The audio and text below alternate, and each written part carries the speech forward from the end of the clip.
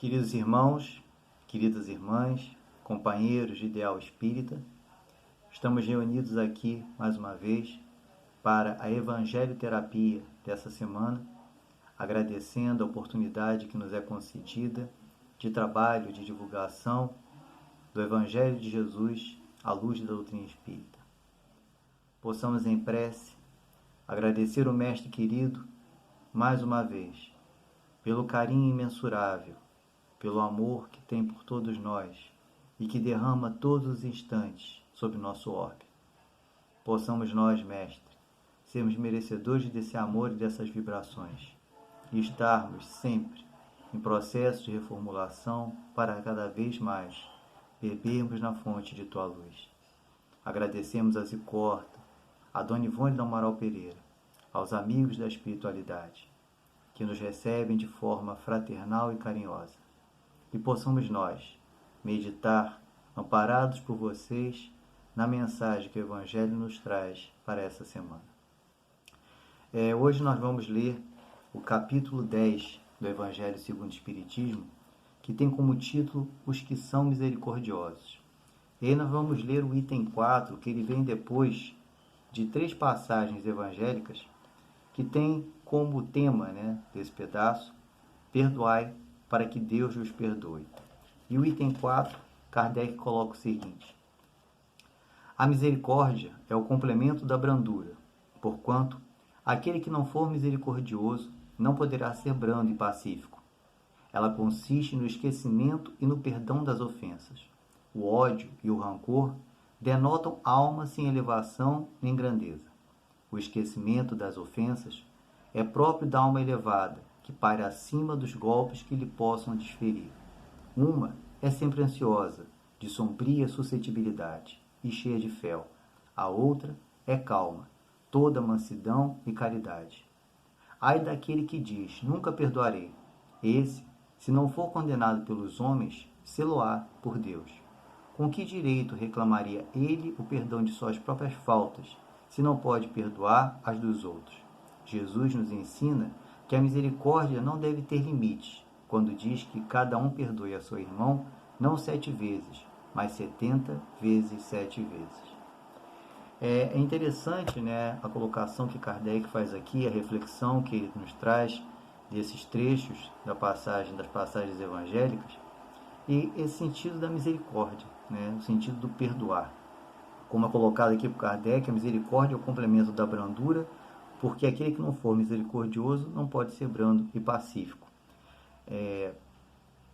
Essa misericórdia é exatamente a compreensão do outro, das limitações do outro. Quando você compreende as limitações do outro, você desenvolve em si a capacidade de perdoar. É um processo exatamente de aprendizado próprio, porque nós não alcançamos a condição de ter misericórdia pelo outro de uma hora para outra.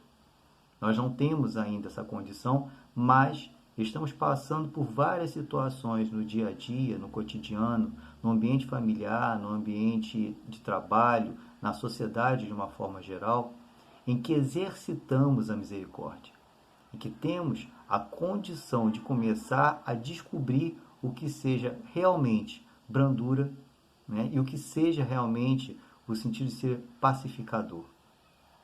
Então temos ainda limitações, sim, mas temos condições plenas de desenvolver condições plenas de desenvolver possibilidades, melhor dizendo, de adquirir uma brandura que vai fazer com que nós venhamos a entender o outro, venhamos a temos a condição de pacificar o outro, porque começamos a perceber no outro limitações.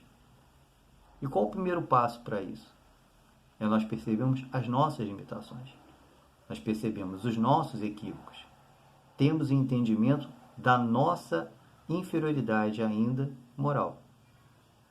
Então, a partir do momento em que você começa a se exercitar na compreensão de si próprio, você começa a desenvolver a capacidade de buscar entender o outro e a ter misericórdia pela dor do outro, a ter misericórdia pelos equívocos do outro.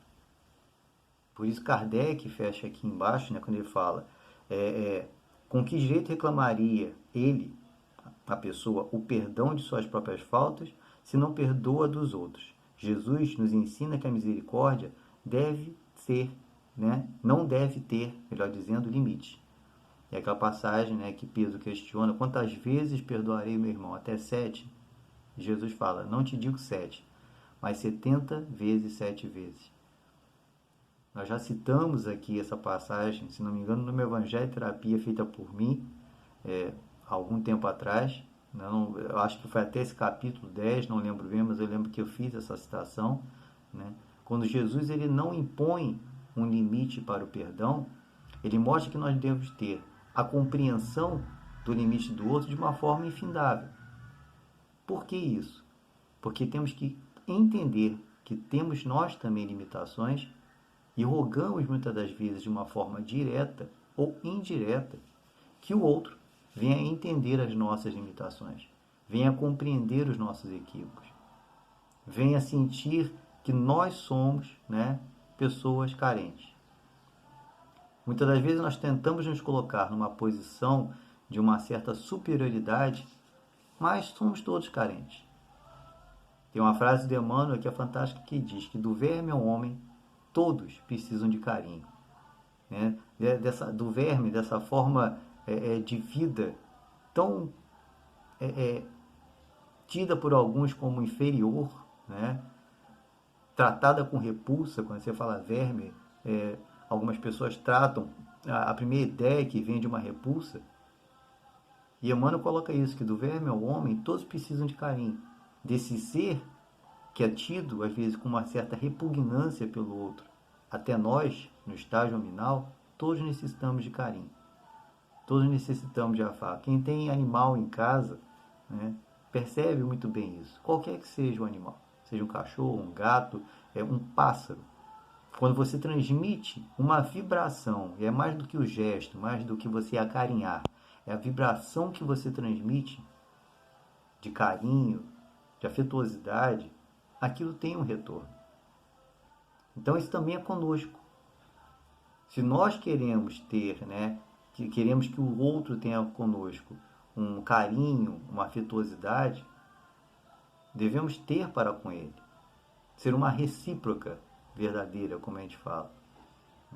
Então a misericórdia, você só adquire a capacidade de ter misericórdia pelo outro, de fazer com que o seu coração se sinta tocado pelo outro, quando você começa a perceber os seus próprios limites.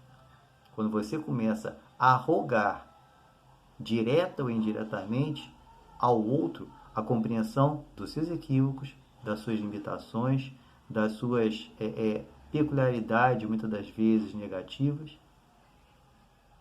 Por isso Jesus ter falado, com relação, quando se faz esse ensinamento a Pedro, nos leva também a essa mesma reflexão do perdão, desse perdão infinito, imensurável. Na própria oração dominical, já citei isso também, né? Se nós rogamos ao Pai que nos perdoe, devemos também perdoar. Tanto que está lá na oração dominical. Jesus nos ensina que roguemos ao Pai que nos perdoe a mesma medida que nós soubermos perdoar o outro. Então é muito interessante, né, a proposta de Jesus.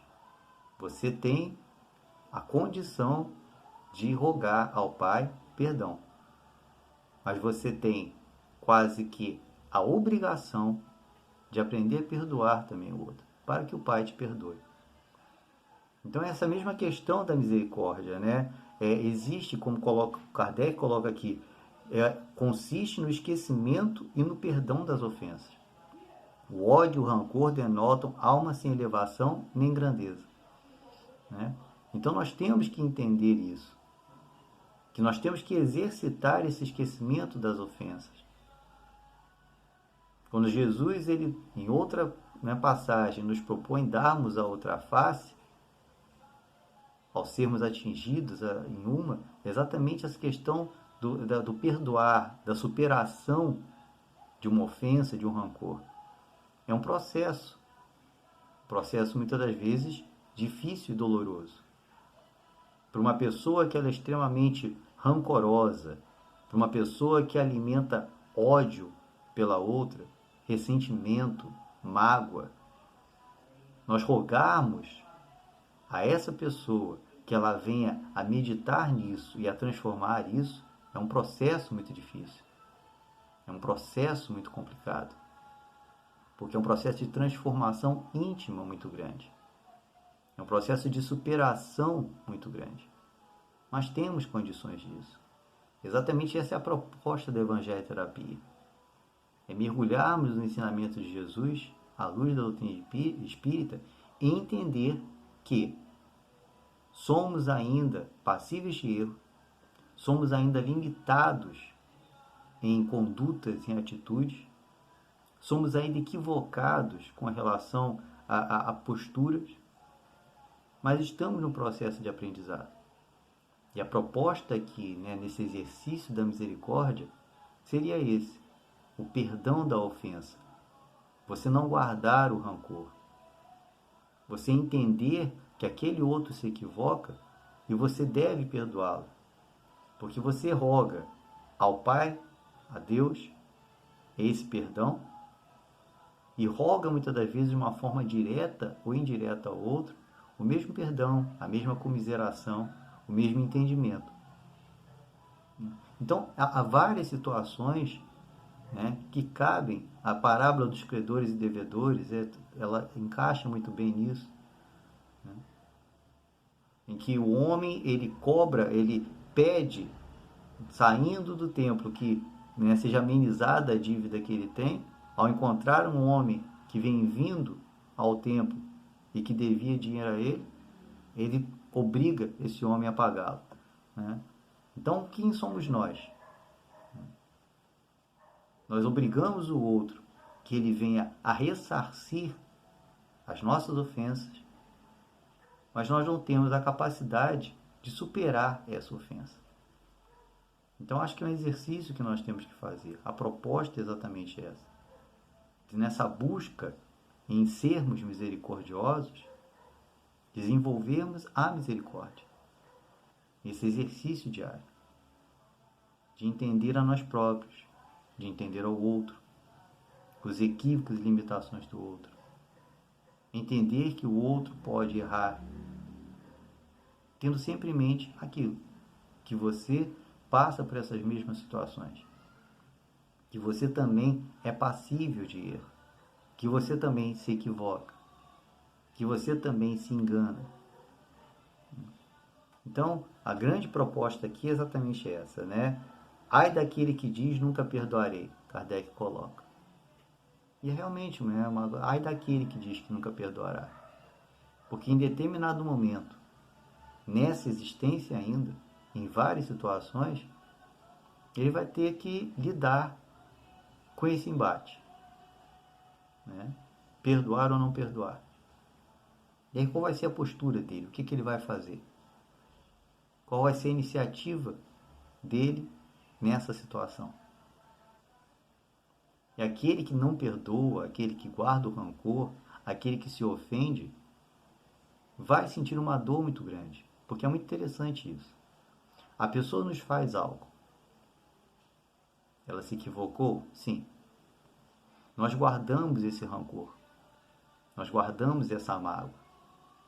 Esse ódio, talvez até. Não conseguimos nos livrar dele.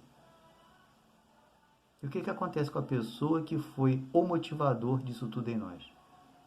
Muitas das vezes, ela nem sequer se lembra do que fez. Muitas das vezes, ela nem sequer pensa em você.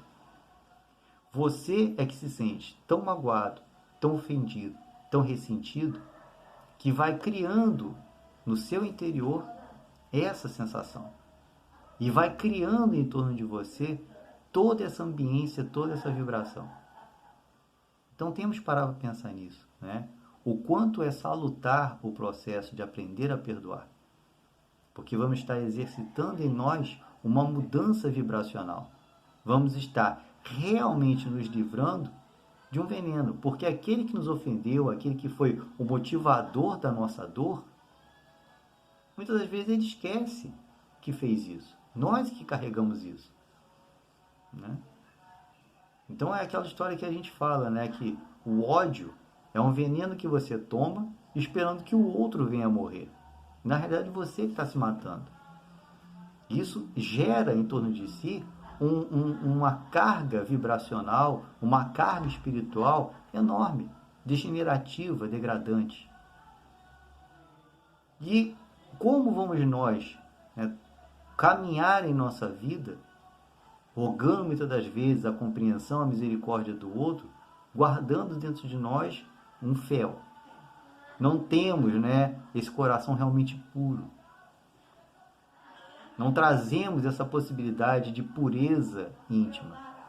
Então, possamos nós pensar nisso, né, nessa grande oportunidade que nos é facultada na Evangelho Terapia, de meditarmos a luz do Evangelho no dia a dia. Estamos passando por situações atuais complicadas, né? Mas temos que ter um entendimento que são oportunidades até de superação de rancor, de raiva, de ódios, de exercício de misericórdia, de exercício de perdão.